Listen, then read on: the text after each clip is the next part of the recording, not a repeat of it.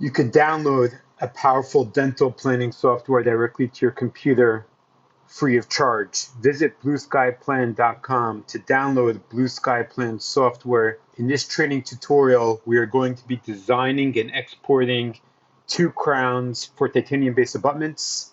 Crowns can be designed and exported from Blue Sky Plan completely free. What's great about the Blue Sky Plan software is once you download it and have it on your computer, you could access many different modules with powerful advanced AI technology, including implant placement and surgical guides, aligner flow and different orthodontics functionality, design and export splints, and much more. Some of the functionality in the software does require a per case export fee, generally in the $20 ballpark per case, and that's for the surgical guides, aligners, and splints is half that amount. But Crown and Bridge, you can use the functionality to design and export at no cost. Let's start the process by going to Crown and Bridge and selecting Crown on TiBase.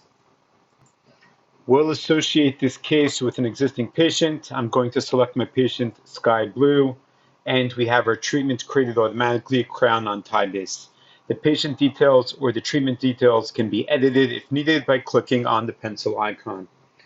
I'll select the correct arch and then click Next to proceed. Navigate to the location on your computer where the relevant files are saved. Hold down the Shift key and use your left mouse button to select the relevant files. Click OK to proceed. We can see that the software has categorized the correct scans in the correct locations. You could toggle each one on and off using the visibility icon. If needed, you could simply grab and drag the relevant file to the relevant categorization. We could see that we're okay here with the scan body scan appearing and the relevant upper and lower scans appearing as well. Let's click Next to continue. We're going to align the models correctly in space. You could select the relevant model, click on the model for which you're going to be designing the restoration, select the relevant arch and model type. We could see a preview of the selected model here on screen. Click Continue to Alignment, and you could see that the model has been aligned in space and matches the head on the bottom left. See the particular file or select Show All to view all the files together. If needed, use the widget on screen to finalize and improve the placement. The grid and the widget can be toggled on and off. Once you confirm that the models have been correctly aligned in space, click Finish to proceed to planning. Okay, so now that we have all of our files and models imported into the software and aligned correctly, we are just about ready to continue the scan body alignment. Before doing so, we are going to make sure that we have the scan bodies visible clearly on screen. In particular, the area with the flat surface, that's where we're going to be clicking in order to align the scan body from the digital library. Once we have this set up, click Continue to Scan Body Alignment. We have 2 scan bodies here, 2 different ones. We're going to proceed with one at a time. The red dot that we have here is indicating the location on the scan body we're going to be clicking for scan body alignment. So take note of the location of the red dot, click OK, and then click once using your left mouse button in that location. The software is running this automatic scan body alignment and is now prompting us to select the correct implant analog and abutment. But before we do so, let's just close this out and see if the scan body has been aligned correctly. Let's proceed and align our second scan body as well. I'm going to go up here to Add Scan Body, navigate to the correct scan body. We have a very wide library of parts from many different companies. Of course, we recommend the use of the Blue Sky Bio parts, but you could select the relevant company as needed. And if the company you're using doesn't appear in the list, just ask them to contact us at plan@blueskybio.com, and we'll coordinate with them adding those parts to the library. Okay, so I've selected the correct scan body. Once again, I'm taking note of the location of the red dot, clicking OK, and then left clicking once in the location of the red dot. Once again, we're being prompted to add the relevant implant analog and abutment, but again, let's close that and confirm the proper alignment. Okay, now that our scan bodies have been aligned, let's right click and choose Align New Implant, select the relevant system, the relevant abutment, and then click OK.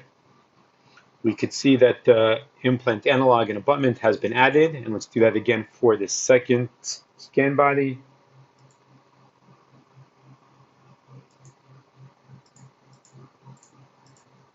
And then click OK. And we now have our analog and abutments added. If we decided that we wanted to replace the abutment or the implant analog, maybe with an angled abutment if needed, just right click, choose replace, and then again you have your options for the implant and abutment, and you could select the relevant part. Okay, let's use our AI functionality to design our teeth, the missing teeth. Let's toggle on the correct surface. We'll use the visibility options up here to hide the implants and scan bodies temporarily. And let's click Add Tooth, select the relevant tooth, and click OK.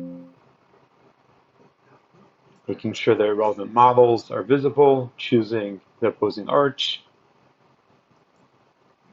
and the tooth is being generated. Okay, we can see our tooth has appeared on the screen. Let's generate the adjacent tooth as well. Add tooth.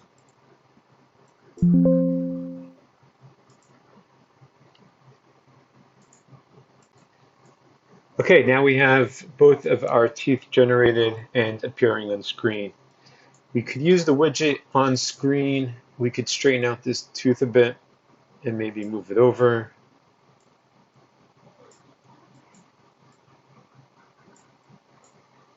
We'll have tooth editing options in just a bit, but any general improvements to placement or resizing can be done at this point using the widget.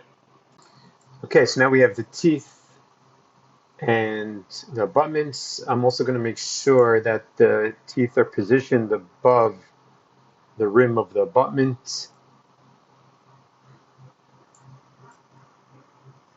And now we could click continue to crown design. So now that we have everything aligned and we have our AI teeth, we're going to turn those teeth into crowns. We do that in the restoration design panel, crown on a TiBase, mandible, confirm the automatic selections. Now, because we do have multiple teeth and multiple TiBases, make sure that you have the correct ones selected. We'll do the first molar and the opposing arch and click start. The first step is our path of insertion that we could update using the arrow on screen or by rotating the model and then insertion direction from view. I'm going to click next. Identify interproximal areas. This was created in order to resize the tooth based on the adjacent teeth. Because we've generated an AI tooth, we're just going to confirm do not modify crown shape or placement and click next. The software now creates a margin. I like turning on our tooth that we're designing. It has the D there because it's a designed crown. We could turn on the visibility, and now we could see how that margin contour matches the tooth. If needed, we could clear the margin and redraw it by holding down the Shift key and placing dots with our left mouse button. If we just want to modify the existing curve, then hold down Shift and just redraw the relevant area. At this point, I'm going to click OK to proceed.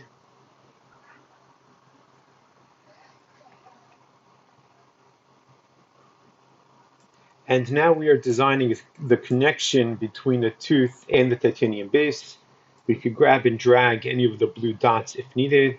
We also have different sliders that we could use to adjust the connection to the tooth itself and to the TiBase. Here we just want to confirm that we don't have any bumps or lips, that everything is continual surface.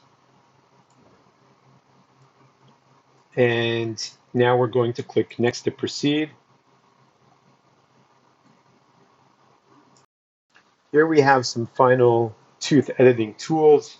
If I'm happy with the contacts and with the opposing arch, then I'm going to uncheck the checkboxes to cut occlusal intersections or adapt interproximal contacts, because that's just going to essentially do a Boolean between the surfaces, which I don't want to do right now. What I could do is I could use, for example, our local reshape and use my hold down my shift key and my left mouse button to just grab the tooth a little more. We have different options in terms of size, so we could change the size of the tool and adjust the tooth shape slightly. Once that's done and I'm happy with the shape and the design, I'm going to click next.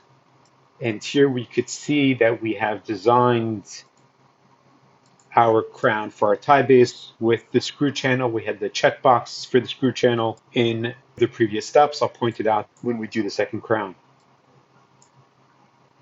Let's turn off the surface a second. Let's turn off the implants. And here is our designed crown. We are now going to proceed to design the second crown. So I'll go back to the design panel, mandible, and here in the menus, make sure to select the relevant parts for our second molar. And I'll click start. Make sure to click plan new restoration. We're not modifying our existing restoration, we're playing a new restoration. And we'll go through the process one more time. So we have the path of insertion. Next, identify interproximal area. Again, just make sure do not modify crown shape or placement is checked and click next. The margin, we could turn on the visibility for our crown and make sure that that's okay. And then click next.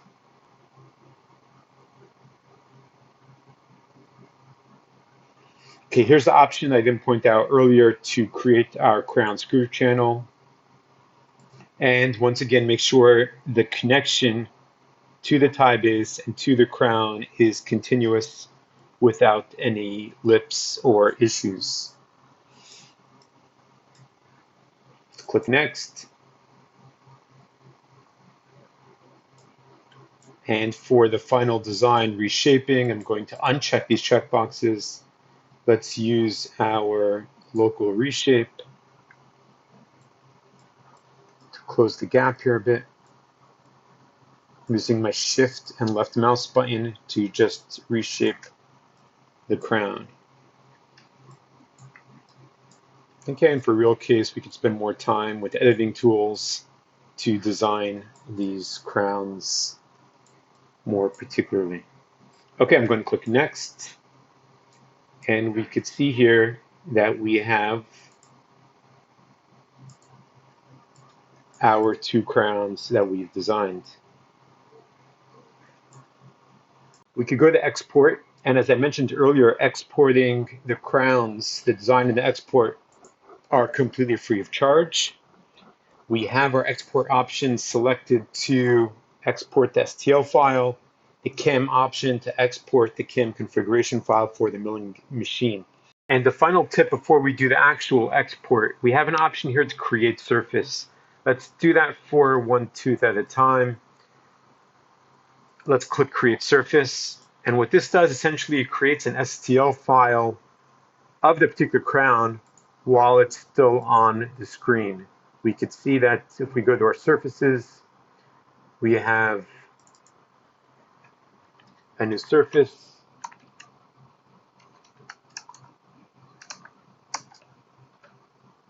And what this allows us to do is we could switch to our model master and use our advanced editing tools that we have here including, let's see, our smooth brush, to just give the STL file a final improvement, smooth things out a bit.